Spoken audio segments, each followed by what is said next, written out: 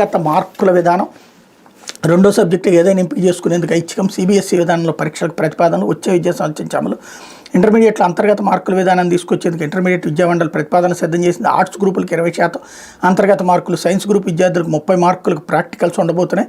Intermediate సిలబస్తో పాటుగా పరీక్షల విధానాన్ని పూర్తిగా సిబిఎస్ఈ నమూనాలకు మార్చాలని మండలి నిర్ణయించింది. వచ్చే విద్యా సంవత్సరం నుంచి మార్పులు అమల్లోకి వచ్చే అవకాశం ఉంది. ఇంటర్మీడియట్ విద్యార్థులకు మొదటి ఏడాది పబ్లిక్ పరీక్షలు లేకుండా కేవలం అంతర్గత పరీక్షలే నిర్వహించడంపైన ఇంటర్మీడియట్ విద్యామండలి ఆలోచన చేస్తుంది. రెండో ఏడాదిలో నిర్వహించే పబ్లిక్ పరీక్షలో ప్రథమ ద్వితీయ సంవత్సరాల సిలబస్ నుంచి ప్రశ్నలు ఇస్తారు. వీటిపై విద్యావేత్తలు, తల్లిదండ్రులు, అధ్యాపకులు, విద్యార్థులని సూచనలు, సలహాలు స్వీకరిస్తారు. వీటి ఆధారంగా తుది నిర్ణయం తీసుకుంటారు. ప్రస్తుతం ప్రతిపాదించిన మార్పులు ఇలా: గణితం ప్రస్తుతం 2 పేపర్లుగా ఉండగా దీన్ని 100 మార్కులకు ఒక పేపర్ కుదిస్తారు. వృక్షశాస్త్రం, జంతుశాస్త్రం 50 మార్కులు చొప్పున 100 మార్కులకు ఒకటే పేపర్ ఇస్తారు. దీన్ని జీవశాస్త్రంగా మార్పు చేస్తారు. ఆర్ట్స్ గ్రూపుల్లో రాత పరీక్ష 80 మార్కులకు ఉంటుంది.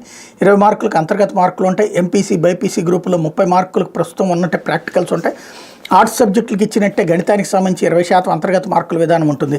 ప్రస్తుతం ప్రథమ ద్వితీయ భాషలో కాకుండా గ్రూప్ సబ్జెక్టులు ఉంటేనే మొదటి రెండో ఏడాది కలిపి మొత్తం 1000 మార్కులకి తీసుకొస్తున్నారు. కొత్త విధానాల్లో 500 మార్కులకే పరీక్షలు జరుగుతాయి.